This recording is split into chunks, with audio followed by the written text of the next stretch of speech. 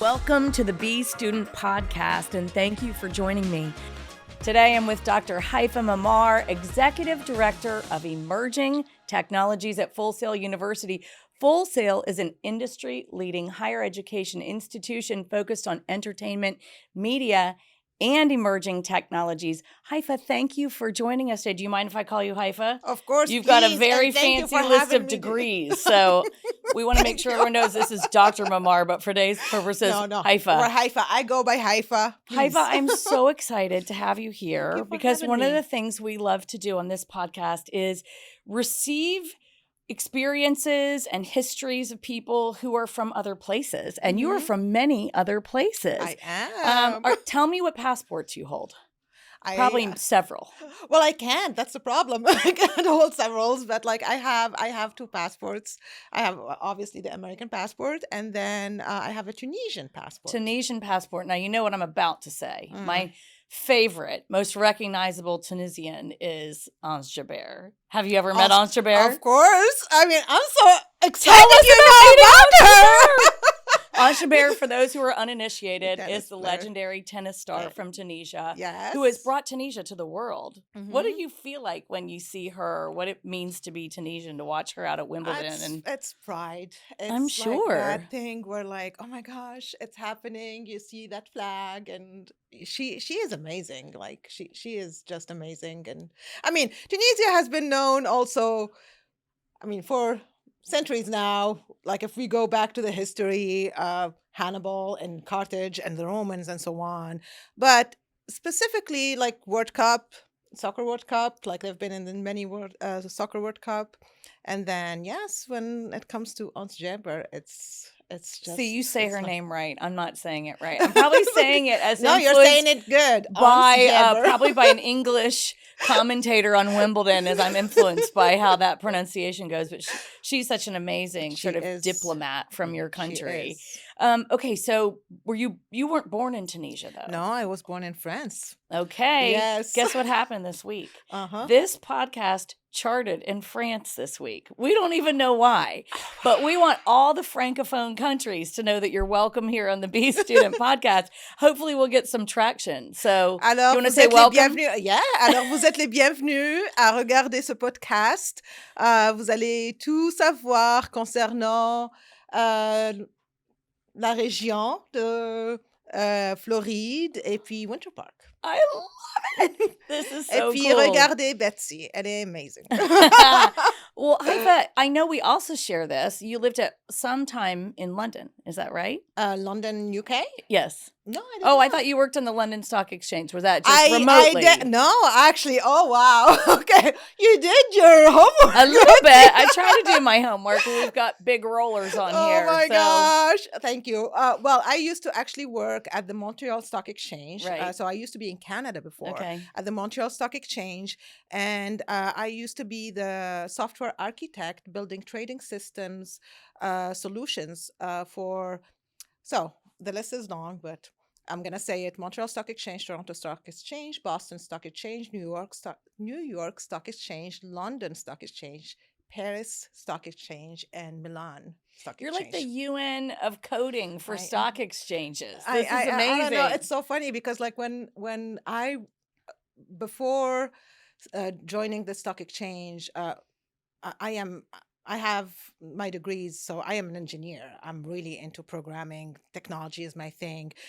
Business, like especially trading, was not my thing. But my brother is in that world. So I had, like, when I got the job, and they were hiring me for my tech expertise because it's building the solutions. Right. So I would work with business analysts, understand the what the client needs or what the stock exchange need, and then we build that solution, and then I build the solution, and then give it to the developers to develop it. But in order for me to build it, I also need to understand the trading behind it and how all those transactions happen. Do you have a finance background as well? No, I don't. But my brother does, so I had to call him, and he had to give me an accelerated. Was he patient with you? He is. He's my younger brother and his older sister. So So he had to be. but he's very sweet. So And he when lives you- in Paris, by the way. Oh, And he that's works convenient. for the bank. That's very like, convenient. Yeah, so I have for a feeling you're going to BNP. have to go visit him with some regularity. Here you go. Just to keep up family connections. Now, when you were a little girl, how did this engineering gene express itself? Because I always love understanding how the engineers what they played with when they were little. So my son's an Yeah. aerospace engineer, Oh my gosh. and he was yeah. building transportation systems with train tracks all over our house and Mhm. building it was constant Legos, everything. What did you play with? What was the Yeah. So when I was young, my father used to be a CEO of this big company, and sometimes he needs to go to the office to work either at night or during the weekend. And I always wanted to be with him. So he will take me with him to the office, and he had back then in the 80s Macintosh. wow? And then he's like he has other things to do, and he had a different computer, but he will put me, and he's like, just do this. And then so for me, I'm like, I'm spending the day with my dad or hours with my dad, so I need to figure out what this is. And then I started learning all about, well, first he showed me a game. I was playing with a game, and then I get bored very fast. So I'm like, okay, well, let me see what this does, and let me see what that does. And then I slowly got into the programming aspect of it, learning everything about what a computer does, what are all these But files at and the age what? disk. So we're talking about you're learning about computer programming at what age? I was 6 or 7. Yeah, Yes, 6 or back then. 7. Back then. Early, yes. It's like we're talking 86, 87. And yes, and the thing about it is that he never said no. He never told me you need to go play with dolls. He's like, do what you want. He's an engineer himself. So he was, I guess, like he saw that mind in me that I'm like not gonna be, I've never played with dolls. I mean, I have nothing against Why would you that. play with like, dolls when you could program a computer for the but stock exchange, it's by the not, way? it was not in me. Like I have nothing against it. Like if I have 2 daughters, like so, but it's just like my brain was wired differently, I think, and I was not. I was more curious. I wanted to know things, and I was like really interested in the screen. And back then, probably gonna say it in French, disquette, the discs. Yeah. Yes. So so I like I That was held like what today would hold 3 or 4 photos on them. exactly Not very exactly. much So I'm memory like on there. I was For just our young passionate listeners, about, be like, lucky you're not living in those days anymore. I know, right? But like yeah, so like I was just passionate about that, and then it just got me into wanting to learn more. And I was lucky that I went to a special school as well. It's a kind of a school for the best of the country. They put them in a different school by themselves, and so I started learning programming. They taught me I knew some stuff, but then now I'm really learning the Pascal and everything. And I was 11, so like I did from there. Like then it just. However, I wanted to be a surgeon, which is like completely. So I had this thing, like I think I was like I like the challenge, and I'm like I did not want to be a doctor. I wanted to be a surgeon. So what was your thought process in leaving behind the ambition to be a surgeon? Because I grew up as a musician, and when I was 14, I said, no, I'm not going to go to conservatory and become a professional musician. Mhm. And that choice was intentional. What happened when you decided not to go the surgical route? Okay. You're touching.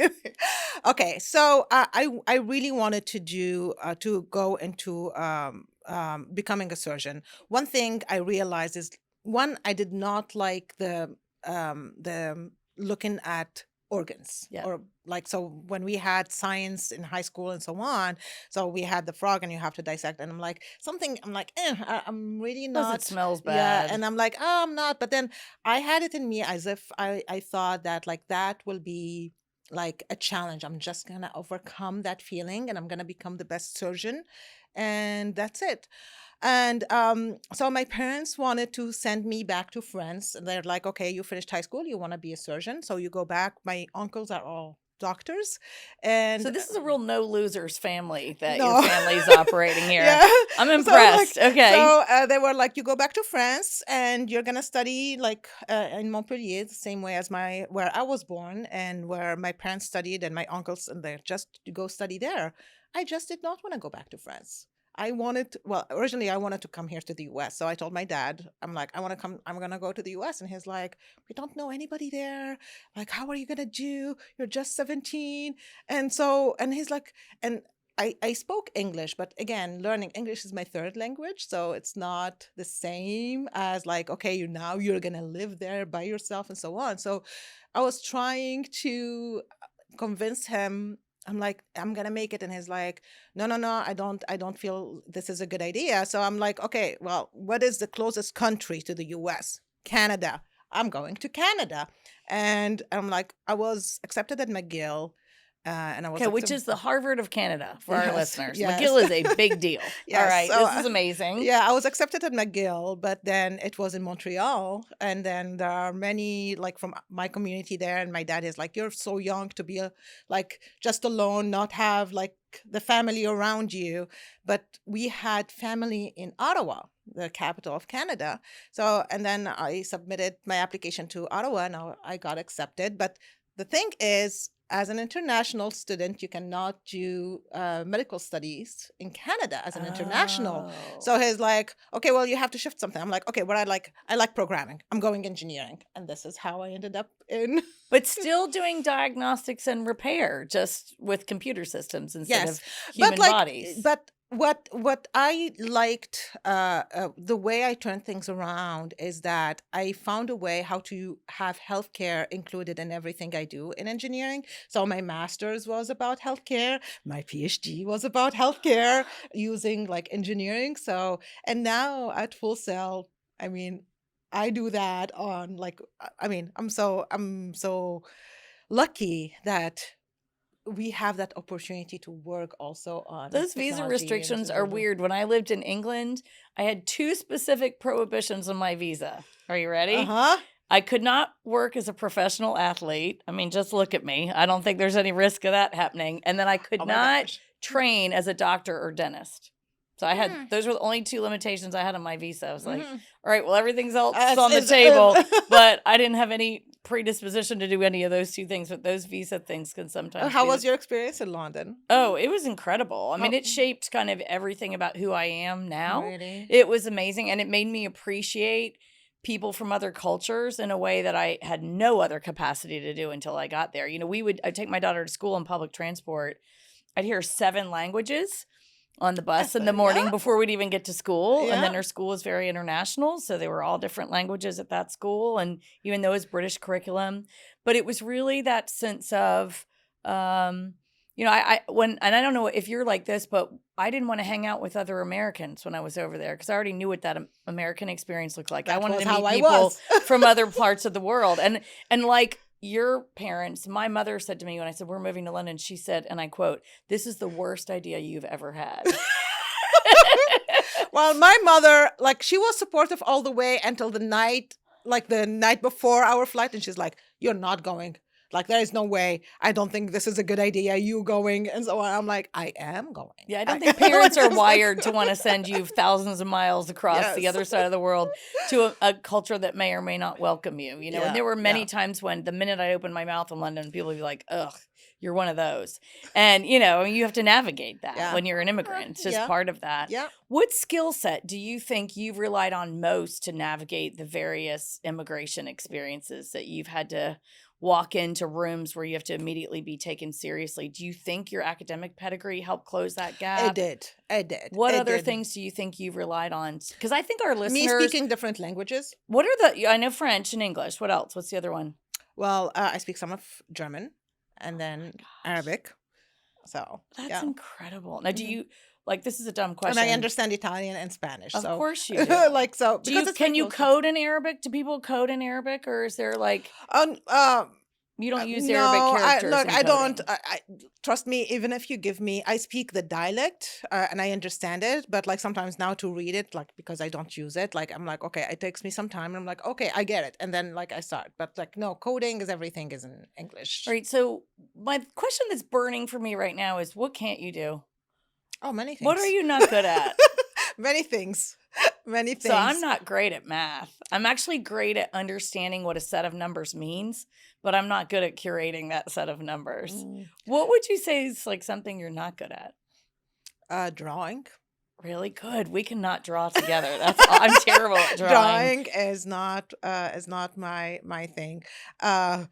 I will some like everything that I'm not gonna say everything that's artistic because that's not true because I love design. I don't know how to like how to do it myself, but when Right, I but look you at it, admire like, it. but then I admire. I have my like kind of when I look at it, I'm like, okay, you need to change that and do this differently. But yeah, but doing it myself, I admire admire everyone. So I wanted to who does that. humanize you a little bit before we go into some of the work that you do, because the one thing that preceded you was this sense of she's so great, she's so Oh fun my to talk gosh. to, and Oh, she's thank so you. approachable. So when you read your CV, that's a pretty intimidating list of accomplishments. So many awards, groundbreaking research, multiple advanced degrees, an international career.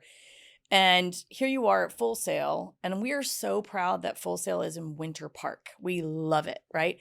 And Full Sail is an incredible partner in the work that we do, and we get to interact with Full Sail people all the time. And every time we do, it's 1 + 1 = 9,000. It is so cool. The generative capability from that intersection set of collaboration, innovation, and just heart. Every time I go on that campus, I feel that heart of It Full is Sail, there. right?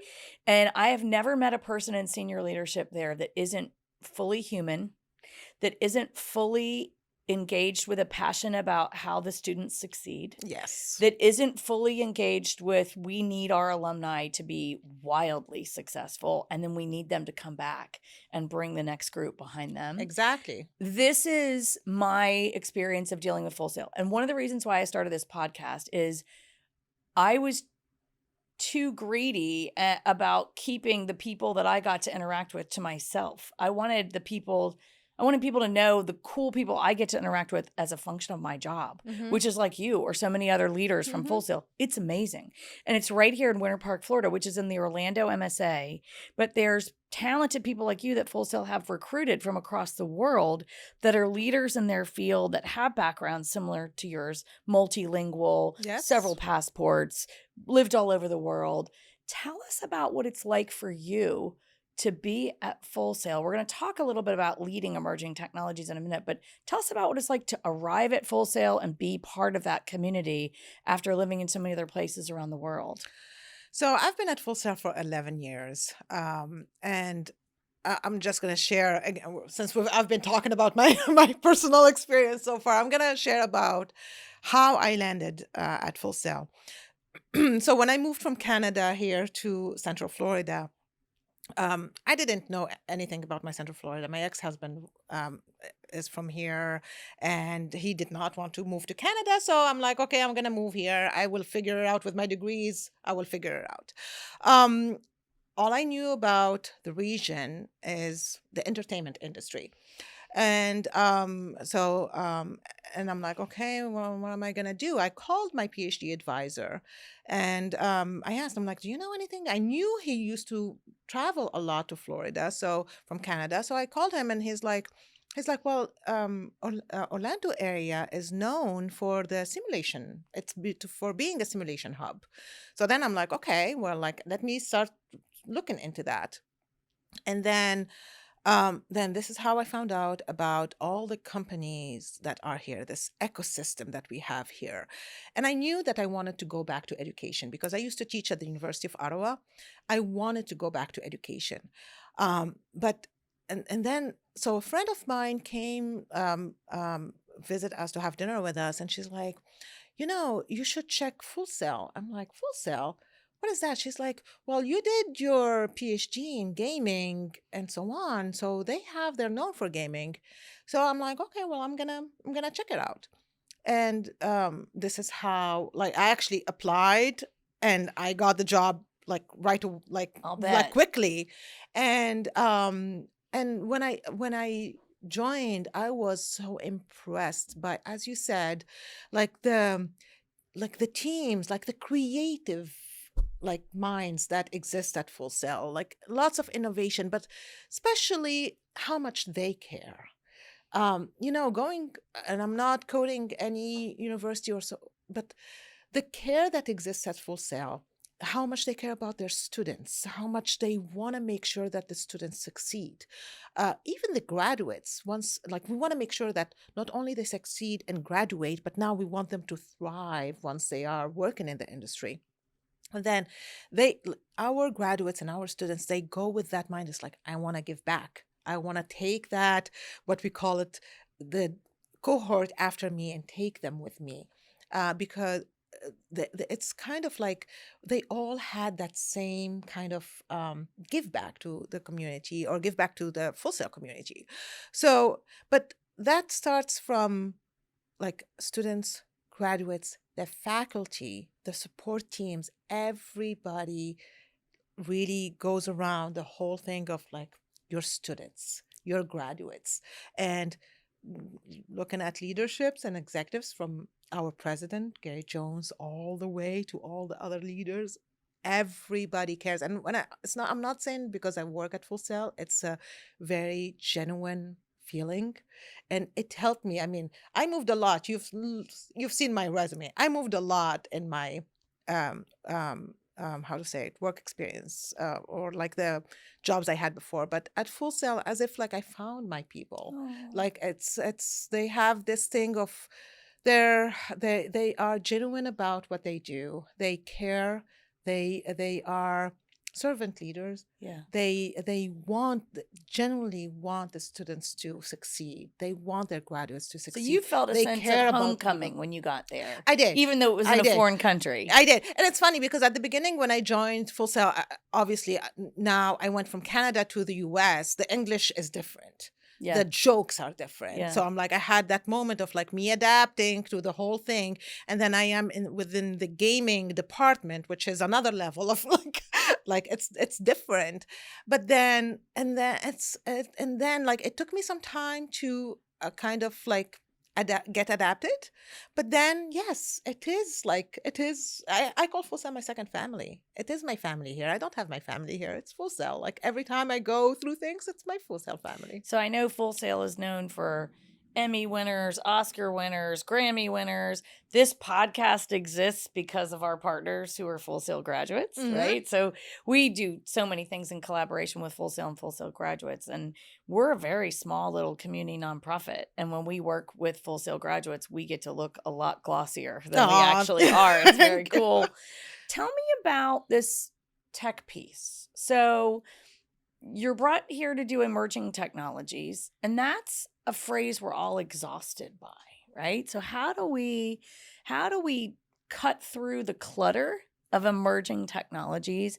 How do we understand which ones to actually get excited about and which one is going to be MySpace in 5 years, right?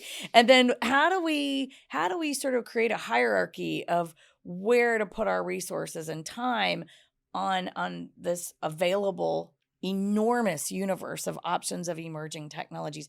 Do you have just a target focus, or do you all have, what's the apparatus by which you guys measure what's worthy of your future time and attention?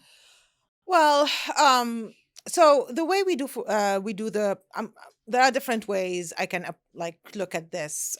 One, in terms of programs that we have at Full Sail, we're very targeted in terms of the programs. So I oversee about 12 different programs. So we're talking the simulation, the visualization, so everything augmented reality, virtual reality, and so on.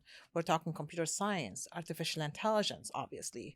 We're talking the mobile development, iOS, web development, so everything like front end, back end, and so on.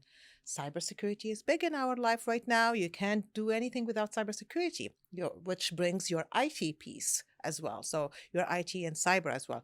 But others are, and I also oversee the gaming programs. Full Sail started as an entertainment media. Gaming is the entertainment. Yes, it's technology, but it's entertainment. So the gaming programs are important, and especially here in the region, EA and all the different gaming companies. Mhm. So the way we look at things, we work a lot with the industry, understand where the industry is going. Um, right now, we also live in this revolution of AI. Okay, well, what does that mean? What industries are impacted? What kind of tools are needed? How are we supposed to review our curriculum? So we work a lot with industry experts and also what we call program advisory committees.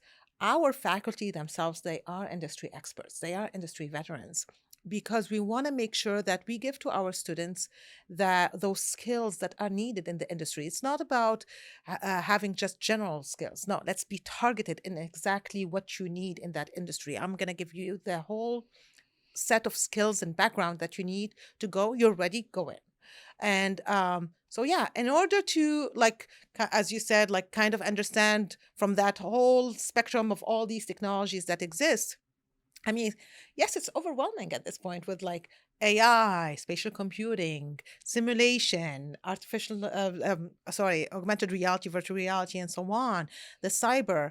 But I think staying I mean, the metaverse, like we heard the metaverse a couple of years ago, I'm not saying that does not exist anymore, but when you look at what the metaverse is actually the technologies underneath it is the extended reality, so augmented reality, virtual reality, and all of that. So the technology still exists. It's just like the higher application is different. So I would say these are the technologies where you should focus: AI, AR, VR, XR, spatial computing, immersive technologies, cyber, user experience. All of those are like And important. updating those curriculums must be like stapling Jello to the wall, right? So the minute you've taught it, you've now got to update it. Isn't that Yes. right? I mean, Well, yes. how do you keep up with that? Well, at Full Sail, all of our programs are accelerated. And so we have a regular bachelor degree at other university that takes 4 or 5 years. For us, it's 20 months on campus. The master's, usually 2, 3 years. At Full Sail, it's 1 year, like 12 months. But it's very accelerated. We start every month, graduate every month. Our courses run every month. So what that means is that we don't need to wait until next time the course is offered in a different semester to change. We move so fast. So when the industry changes, we quickly go ahead, take that curriculum, include whatever tool or technology or new standards and so on. And then now you have the next month, the following month, the new version of the course. Because you need to be you need to follow, you need to make sure that the students that are graduating, they have that those skills, that background, and so on. So we were talking about diskettes Mm-hmm. that could hold 4 photos. And I remember actually loading photos onto those diskettes and being like, Yes. this is amazing, right? And now they're all sitting in the back of some closet in my house. What do you think 5 years from now is going to be the diskette? Or what do you think is going to be the one thing that just changes everything? I mean, right now everything is on the cloud. You don't need any kind of hardware per se to have like to store your things. Everything lives on the cloud. It is gonna live on the cloud. I can see actually from there, and it exists sometimes. Like now, I see it with my phone or with like the Google Photos and so on, where it's with all that living on the cloud, add to it some artificial intelligence, understanding, creating all these different movies and memories for you, but like also maybe suggesting new things for you to do. Oh, you did not try this. Maybe you should add that to like depending on what you like the AI is so able to understand everything about you and suggest things and predict things. So like I see it that way. And then how bullish are you on AI being a good thing? I think AI is a good thing. Like at Full Sail, we embrace AI, and we actually make sure that our students also have that talent. Um, I think the industry is changing where if you're going to hire somebody, a talent, you want to make sure that that person knows AI or the AI tools that are needed in the industry versus somebody who does not know, because we're moving faster. That industry AI is not going anywhere. It's staying here. So for So someone whoever- who doesn't, but first of all, but if I can, I'm Yeah. sorry to interrupt you, but use it ethically. So there's a whole thing of like sometimes you use the AI wherever it gives you, then you just deliver it and so on. No, you need to double check everything that the AI gives you. You need to make sure that you're using it ethically for the good cause as well. yeah, AI hallucinates. And Mhm. one time I asked it to write a bio of me, and it said I had a son named David and I was married to John. I'm divorced from John 11 years and I don't have a son named David. So a word to the wise, Uh-huh. maybe on checking behind all that stuff. So there are some people that are all up on AI. They're just doing it all the time. You guys Mhm. at Full Sail are doing it all the time. Some people are medium. We are, for a small business, using it a lot. And it's Mhm. funny because somebody asked me the other day thinking that I was going to say, oh yeah. They said, what are you all using AI? And I said, yes. And they said, really? Like how? Because we're just a small business. I said, oh, we do it in a ton of content creation. I mean, there are many, many applications that we're using. I'm very proud of our team and its ability to embrace that. For a listener who doesn't realize they're using it, or maybe, it's happening, it's predictive in their Microsoft Outlook word processing or something like that. What do you think is the best AI tool for them to think about starting with? What's the starter kit for I mean, AI, do you think? there are so many tools that exist right now. I would say depending on the industry, depending on your need. As you said, for content creation, there are a list of different tools. Sometimes even planning a project. Like sometimes it helps me just think. I brainstorm a lot. Like I'm always trying to come up with new projects of like, okay, where we should go, what kind of projects we should approach. And it helps me think. It helps me I'm like, okay, what kind of ideas or what kind of project already exists in this area?